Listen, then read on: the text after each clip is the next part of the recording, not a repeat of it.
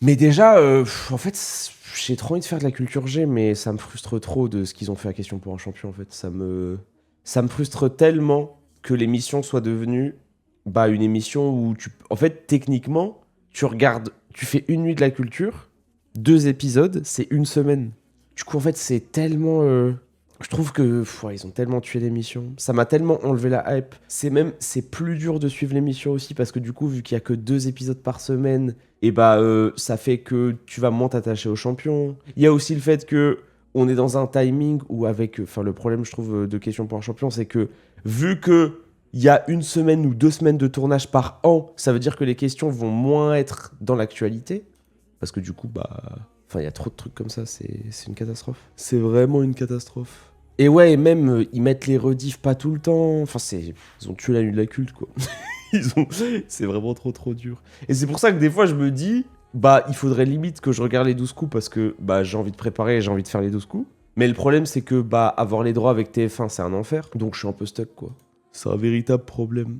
Mais de toute façon, il y a un anguille sous roche derrière le fait que Question pour un champion soit supprimé du programme. Parce qu'en fait, tous les arguments donnés sont totalement, vraiment bizarres. L'argument de ça coûte trop cher, c'est bizarre, parce que ça a à peu près le même prix que des émissions qui sont gardées comme Slam et tout. L'argument de c'est pas un truc original, c'est bizarre. Le truc de vas-y, l'émission elle est ancienne et donc on va changer, c'est bizarre parce que c'est quand même une émission qui a les meilleurs résultats d'audience. Il y a vraiment. Je trouve qu'il y a trop de choses qui sont bizarres. Trop de choses où, ouais, je comprends pas trop. J'ai pas vu en entier l'audition de Samuel. Ouais, j'ai juste vu des trucs. J'ai vu des fake news tellement ouf.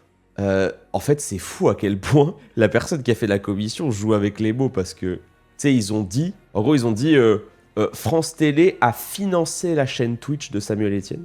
Et en fait, en écrivant ça et en disant ça, ils savent très bien ce que ça va, entre guillemets.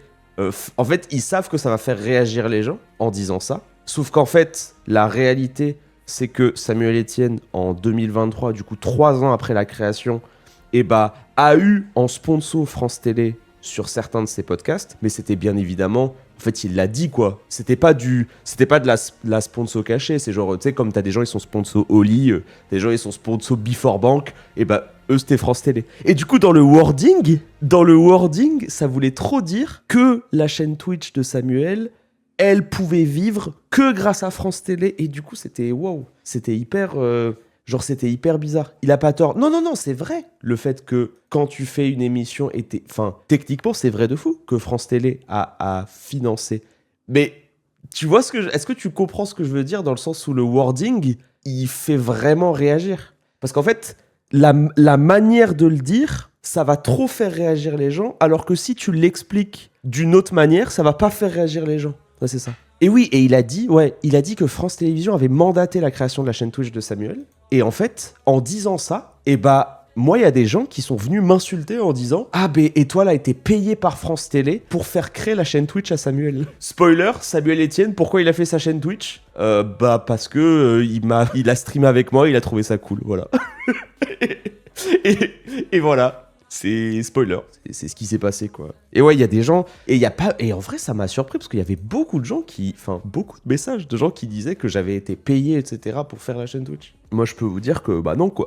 Ne te fais pas one guy. Non mais je m'en branle. En fait je m'en fous mais juste ça m'a fait rire. Je me suis dit waouh.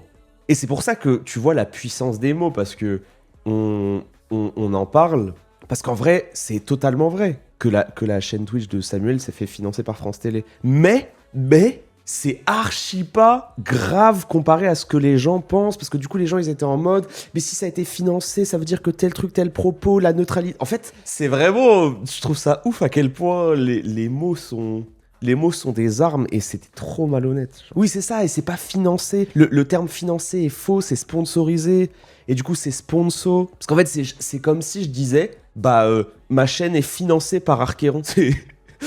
C'est genre en mode. Ça se voit qu'ils comprennent rien à Twitch. Ouais, mais c'est dangereux en fait. C'est dangereux. C'est dangereux de pas comprendre ça, je trouve. Et oui, en plus, ils ont sponsorisé certaines émissions, pas toutes. Mais ouais, ça m'a. Bah oui, c'est ça. C'est-à-dire que moi, ma chaîne, elle est financée par l'État. parce qu'on est aidé par le CNC sur une nuit au musée. Du coup, bah oui, je suis financé. Je suis totalement financé. Ah, je suis mandaté, quoi. Au début, avec la séquence, j'ai cru que toute la chaîne a été payée par France Télé. Mais bien, en fait, je ne vous en veux pas de penser ça. Parce que la manière dont laquelle c'est reporté, on dirait ça. Et c'est ça qui est hyper dangereux. En fait, je vais jamais te dire « Ouah, t'es trop teubé de penser ça. » Parce qu'en fait, moi, je vais forcément avoir plus d'infos que vous. Parce que c'est quelqu'un que je connais dans la vie. Et moi, je sais comment elle a été créée, la chaîne Twitch, parce que c'est moi qui l'ai créée. En fait, j'étais là. Donc, je sais, tu vois. Donc en fait, le truc, c'est que je trouve ça fou à quel point ça a été tourné, quoi. De toute façon, les clips, leur contexte, c'est un énorme problème. Hein. C'est vraiment un énorme problème. Je trouve que c'est un gros souci. Mais ouais, purée, on va dire que NordVPN a mandaté toutes les chaînes YouTube et toutes les chaînes Twitch. Hein. Ça, c'est clairement réel. Hein. Bon, commençons cette horrible Nuzlocke. Continuons ça. Je suis trop addict. Clairement addict.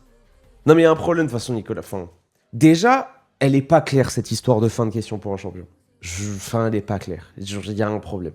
Il y a un véritable problème. En fait, à partir du moment où Samuel a proposé de sa poche de payer pour pouvoir continuer les émissions de questions pour un champion en quotidienne et que ça a été refusé, il y a un souci, il y a des trucs qui vont pas et il y a vraiment des problèmes.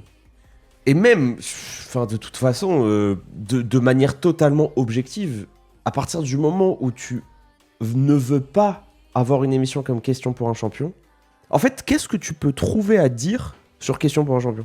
Genre, qu'est-ce que tu peux objectivement trouver à dire sur cette émission ? Genre, qu'est-ce qui peut faire que quelqu'un va être en mode « il faut arrêter Question pour un champion ». Il y a rien. En fait, il y a rien qui peut te pousser à arrêter Question pour un champion. En fait, tout est contrable. En fait, tous les arguments sont contrables. C'est vieillot, contré avec le fait que la moyenne d'âge baissait de fou furieux d'année en année. En termes de chiffres, le nombre de téléspectateurs était giga élevé et ça faisait une part de marché incroyable.